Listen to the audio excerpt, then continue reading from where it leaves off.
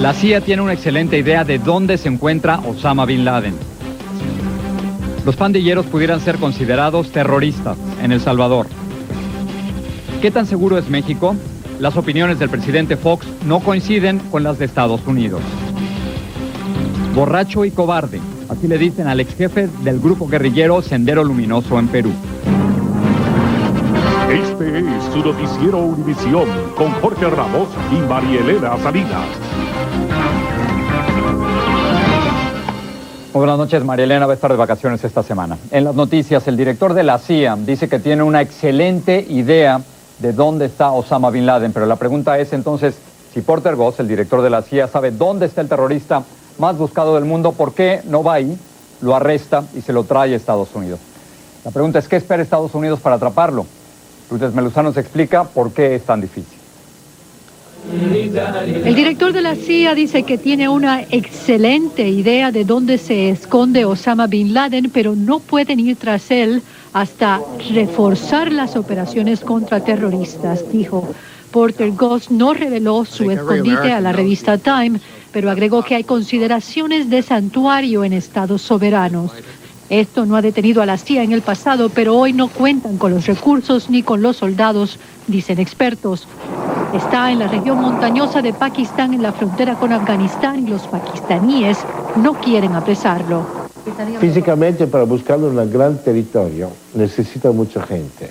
El presidente Musharraf de Pakistán, que es un dictador, que no es un jefe democrático, él no quiere provocar la hostilidad de la población local, que es pro Bin Laden.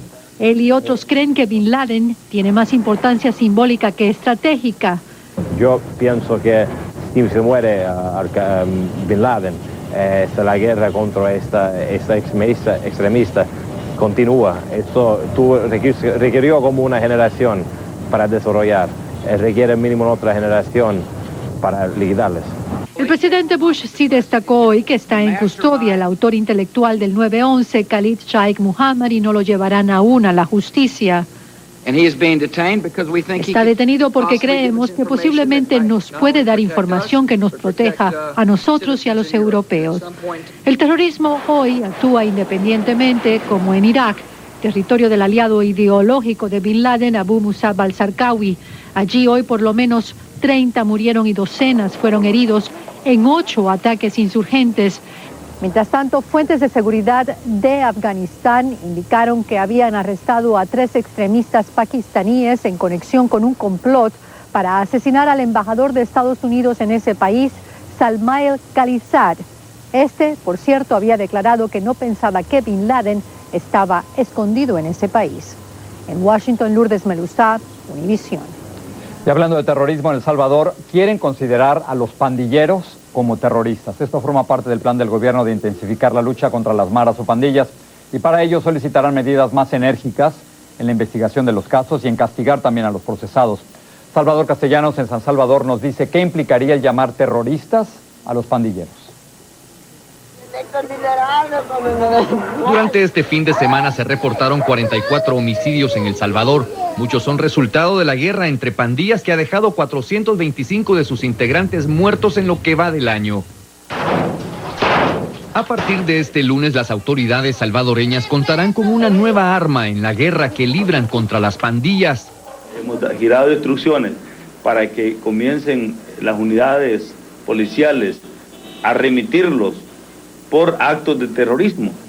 La calificación de terroristas implica penas más severas para los pandilleros, que de ser encontrados culpables podrían enfrentar hasta 20 años de prisión.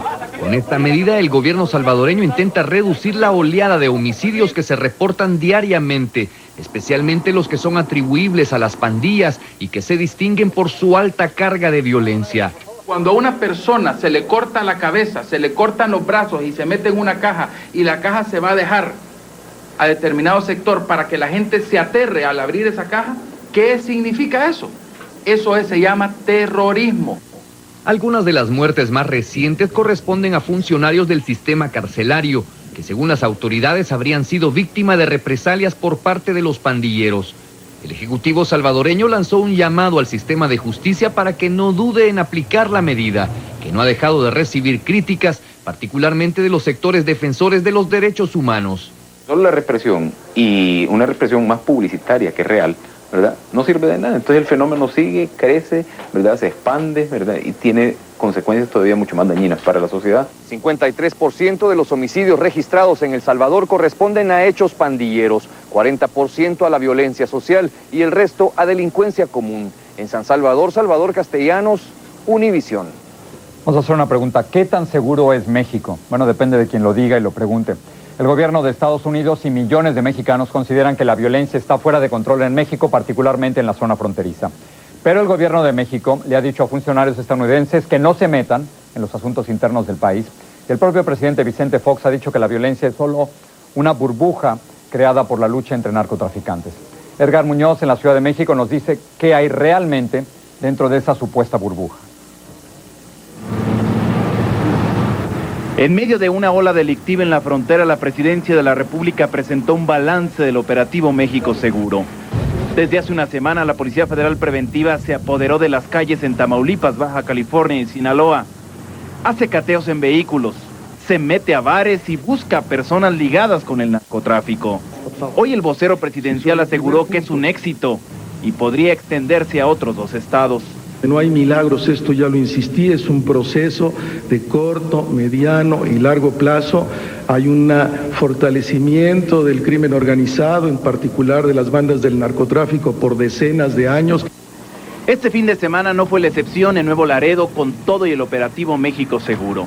En plena calle, 4 sujetos asesinaron a un joven de 21 años. Y en un cuarto de hotel, un comando armado se llevó a una persona con rumbo desconocido. En el lugar, 3 vehículos dañados por impactos de bala. Este analista advierte que a pesar del esfuerzo de las autoridades, los muertos siguen apareciendo. Sin embargo, ahora parece que están muy retadores los grupos de delincuencia organizada y por eso hacen este tipo de desplantes. ¿Está aquí la autoridad? No importa. José Rebele reitera lo dicho por la DEA. Hay complicidad entre policías y narcos. Considera que estas acciones no van acompañadas de inteligencia. Ni van a terminar con el tráfico, ni van a acabar con la violencia, sino simplemente le van a dar un respiro a la ciudadanía. El gobierno de la República informó que en esta primera semana las autoridades detuvieron a 486 presuntos delincuentes, entre ellos Miguel Ángel Guzmán Loera, alias El Mudo, hermano del líder del cártel de Sinaloa. Bajo el mismo techo están El Mudo y su sobrino, familiares del Chapo Guzmán. Es la casa de arraigo de la Procuraduría General de la República. En esta misma casa están los 41 policías de Nuevo Laredo. En las últimas horas sus familiares se han inconformado. Hoy dijo la presidencia que muchas de estas manifestaciones son financiadas por el narcotráfico. En la Ciudad de México, Edgar Muñoz, Univisión. Tenemos que hacer una pausa, la primera, pero a la vuelta veremos cómo los asaltos y robos en contra de trabajadores agrícolas sin papeles están aumentando de forma alarmante aquí en Estados Unidos. Y también hablaremos de la misteriosa muerte de una joven que, tras ser liberada por los coyotes que la habían secuestrado, fue encontrada muerta. La racha de asaltos en contra de trabajadores agrícolas se está propagando en Estados Unidos. Hoy, en primer plano, Teresa Rodríguez investiga las causas de esta forma especializada de delincuencia. Tere. Gracias, Jorge. La policía dice que son víctimas perfectas, ignoran sus derechos, no hablan inglés y rara vez reportan que los han asaltado. Son trabajadores inmigrantes que cada vez con más frecuencia son víctimas de robos y violencia en comunidades rurales de Estados Unidos. Desde Stockton, en California, Luis Vejip nos informa en primer plano sobre esta peculiar forma de delincuencia que padecen campesinos inmigrantes.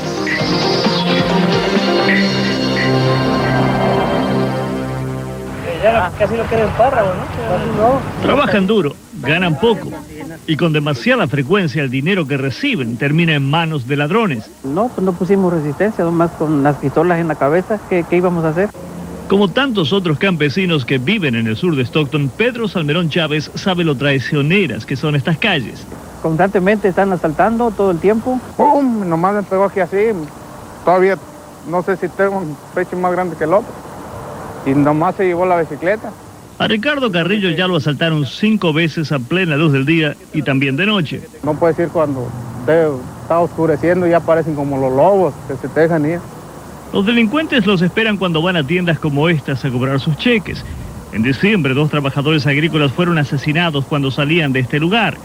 La policía dice que el año pasado se reportaron casi 500 robos en este vecindario, pero sabe que el número real es varias veces mayor. Las víctimas, por miedo, muchas veces no los reportan. Es muy importante que nos dejen saber, así poder investigar más a fondo, a lo menos que nos den algún tipo de descripción de esos sospechosos, porque esos sospechosos no solamente están atacando a estas víctimas, pero a otras también. Ninguna de las víctimas con las que nosotros hablamos reportó los asaltos, no necesariamente por miedo a los ladrones, sino por temor a la policía. Pues temor de que muchas veces no es legal en el país y usted sabe. A veces ese temor tiene terribles consecuencias. Hace 3 años varios delincuentes golpearon a Juan Hernández para sacarle $20. Con ropa de ahí de la casa traté de evitarle la hemorragia que traía por ojos, los oídos, nariz y boca. Su esposa dice que nunca quiso ir al hospital. Hernández murió 3 días después. No pude llevarlo porque no teníamos dinero y por el miedo que siempre que no tenemos papel. Sería un error pensar que esta ola de inseguridad azota solamente a esta región de California. En realidad, este tipo de robos, este tipo de violencia ocurre en todas las zonas rurales del país. Las víctimas tienen mucho en común. Todas trabajan en el campo, todas son inmigrantes, todas tienen miedo. El temor es muy grande porque estamos escuchando día con día de arreglos que se pueden dar entre el servicio de migración con los cuerpos policíacos. La policía de Stockton dice que no trabaja con inmigración, pero el miedo, como el crimen, está arraigado en el vecindario. Fue Luis Mejid informándonos hoy en Primer Plano. La policía dice que uno de los problemas es que al carecer de cuentas bancarias, los trabajadores agrícolas a menudo llevan consigo altas sumas de dinero. El consejo es que no lo hagan porque los ladrones están al tanto. Vuelvo contigo, Jorge. Gracias, Tere. 5 indocumentados murieron en un accidente en Missouri. La patrulla de caminos dijo que la barrera del idioma y la falta de documentos de identidad han demorado la investigación del accidente de una camioneta en la que viajaban 20 personas. Las autoridades creen que los ocupantes eran indocumentados y que al menos 7 provenían de Guatemala, Honduras y El Salvador. La camioneta se estrelló en la carretera 70 en el centro de Missouri. Una joven guatemalteca a la que la policía rescató de coyotes apareció muerta en Boynton Beach, en la Florida. La encontraron ahorcada en la casa de su familia. Los investigadores han partido de la teoría de que quizás se suicidó, pero, como nos informa Yuri Ferrer, su familia no está convencida de que ella se quitó la vida. En el mismo sitio donde supuestamente se suicidó, familiares de Susana Mateo rezan en español y en maya por el alma de la joven de 18 años. Llena de dolor, su madre asegura que no entiende qué pasó, pues su hija parecía muy feliz de estar en casa. Sentaba ella frente de mí y senté aquí, este lado, unas mesas ahí en el medio de nosotros y comimos así, riaba, contentos. Una semana antes de que su hermanito de 5 años la encontrara ahorcada, guindada de un árbol al fondo de su casa en Boynton Beach, Florida, la joven había comentado que algo malo le pasaría a la familia. Tal vez nosotros vamos a pasar algo, así dijo ella. ¿Por qué lo dijiste así? Si dice tu mamá a ella. No me des una broma, mami, así. La joven había pasado 2 meses tratando de llegar a la Florida. En marzo, sus padres intentaron negociar con sus coyotes, Ricardo José Contreras y Regino Sánchez. Pero la familia solo disponía de $1,500 de los $2,500 que le pedían. Al momento de su entrega, los traficantes no quisieron esperar por el resto del dinero y decidieron retenerla. Esto sin contar que la policía estaba al tanto de la transacción hecha en un banco y tras una larga persecución logró arrestar a los 2 traficantes y rescatar a la joven que a pesar del gran susto se sentía aliviada de estar a salvo. Es una mujer alegre, una mujer que quería vivir, prosperar en esta vida, más que todo espiritualmente. Sus familiares aspiran a trasladar su cuerpo a Guatemala, pero aún buscan ayuda monetaria para poder hacerlo. La policía aún no ha querido dar detalles sobre la investigación. Lo único que han podido confirmar es que este caso está siendo manejado como un suicidio. Desde Boynton Beach, Julie Ferrer, Univisión. Equipos de rescate aún no tienen pistas claras sobre el paradero de un niño que desapareció de un campamento de los Boy Scouts en Utah el pasado viernes. A Brennan Hawkins, de 11 años, lo vieron por última vez en el campamento situado en las montañas de Uinta, al este de Salt Lake City. Las autoridades aún ignoran si se extravió o si lo secuestraron. Vamos a una pausa y enseguida Un cercano colaborador del líder de Sendero Luminoso dice que Abimael Guzmán es borracho, cobarde y mujeriego. Un joven colombiano que se hizo famoso por sus habilidades como polizón pudiera haberse convertido también en un criminal de guantes blancos. El presidente Enrique Bolaños volvió a decir que renunciaría si fuera necesario y beneficioso para su país. Y también dijo que podría acortar su periodo presidencial y adelantaría para noviembre las elecciones presidenciales del 2006. El anuncio coincidió con una encuesta en la que el 67% de los nicaragüenses dice no estar de acuerdo con una alianza entre liberales y sandinistas en contra del presidente Bolaños.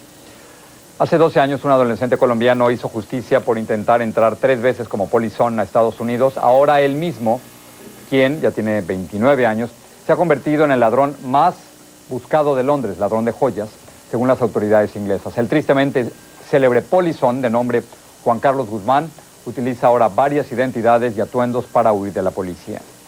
El exjefe del grupo guerrillero Sendero Luminoso, encarcelado en Perú durante el gobierno de Alberto Fujimori, es un borracho y cobarde, de acuerdo con las declaraciones de uno de sus más cercanos colaboradores. Las declaraciones a través de un programa de televisión comprometen también al ex asesor Vladimiro Montesinos, quien ofreció un trato especial a Guzmán. María Luisa Martínez tiene la historia, ella está en Lima.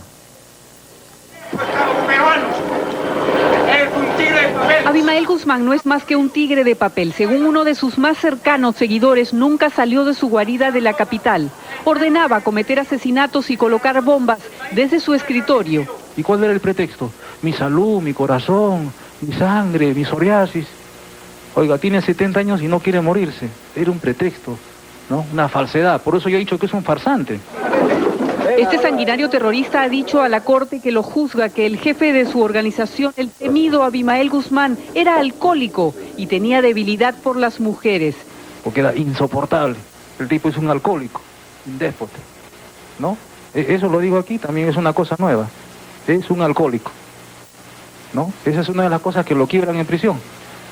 La falta de su compañera y la necesidad de trago. Puede ser que Montesinos lo trabajó bien, lo quebró, le invitó a su Anicito Nájar, su mujercita y muerto el pato.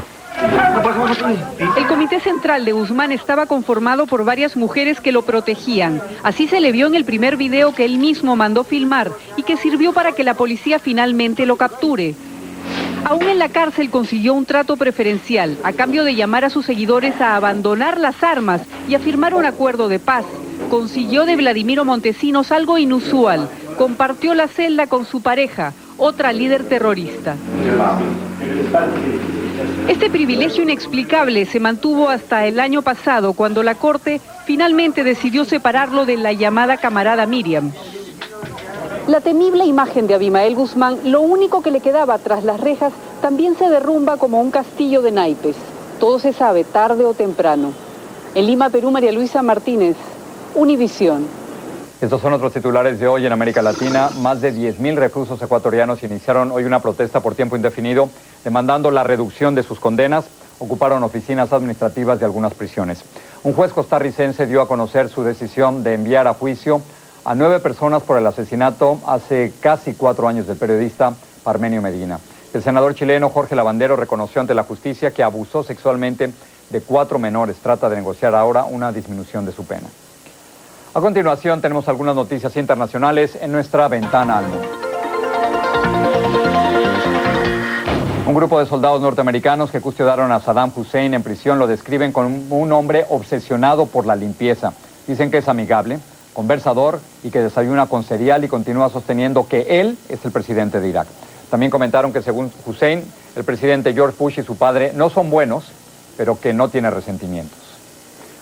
Manifestantes egipcios protestaron la visita de la secretaria de Estado Condoleezza Rice. Afuera de la Corte Suprema dijeron que el régimen americano debía ser boicoteado mientras ocupara tierras árabes o islámicas y que no aceptarían norteamericanos o israelíes visitando Egipto. Y por primera vez, véalo bien, una mujer tomó posesión como miembro del gabinete en Kuwait y lo hizo también en medio de protestas. Musulmanes fundamentalistas y jefes tribales dicen que la mujer no debe participar en la política. La nueva ministra de Planeación y Desarrollo fue educada aquí, en Estados Unidos.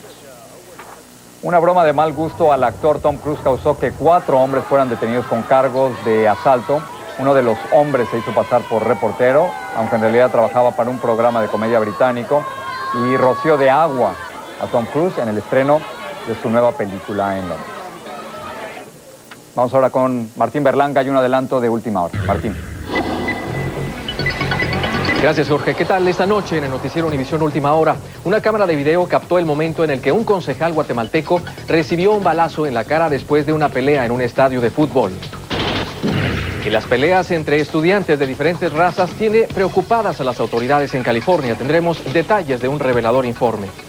Acompáñenos con esto y mucho más esta noche en Última Hora. Ahora regreso contigo, Jorge. Gracias, Martín. Una pausa más y enseguida. Pudiera haber esperanza para prevenir una enfermedad que mata en vida a sus pacientes, el mal de Alzheimer. ¿Cuándo regresamos?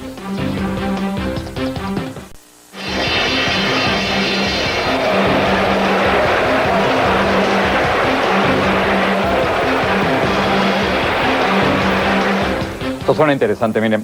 Surgen esperanzas para prevenir con tiempo uno de los males para los cuales aún la ciencia no ha encontrado una cura. Científicos de la Universidad de Nueva York han encontrado métodos para predecir a tiempo la enfermedad de Alzheimer. Lourdes del Río nos dice más de este positivo avance. Bueno, aquí tengo uno. Milagros Rodríguez supo que algo no andaba bien cuando se le comenzaron a olvidar lugares y personas importantes en su vida. Lo primero que me pasó fue que quise recordar el nombre de mi nieta, la primera, y no me recordaba de ninguna manera. Con medicamentos, su demencia senil o Alzheimer por lo menos no ha seguido progresando y vive día a día con esperanza. Y de dar esperanza se trata, una prueba que están desarrollando los científicos y que permitiría detectar temprano esta enfermedad, incluso antes de que aparezcan los síntomas. El estudio detecta con 9 años de anticipación cambios en el cerebro. Lo que hicieron ellos es mirar cómo el hipocampus, el área del cerebro que tiene que ver con recibir memoria, en estos pacientes demuestra que no está funcionando bien. Esta enfermedad no tiene cura, pero los médicos aseguran que la detección temprana podría hacer que el paciente en potencia evite lo que ya se sabe que agrava la condición. En Estados Unidos hay casi 5 millones de personas que padecen Alzheimer. Se calcula que a medida que la población vaya envejeciendo, este número irá creciendo y que en el 2050 habrán 14 millones. Además de pruebas de detección temprana, cada día surgen nuevos medicamentos para combatir esta penosa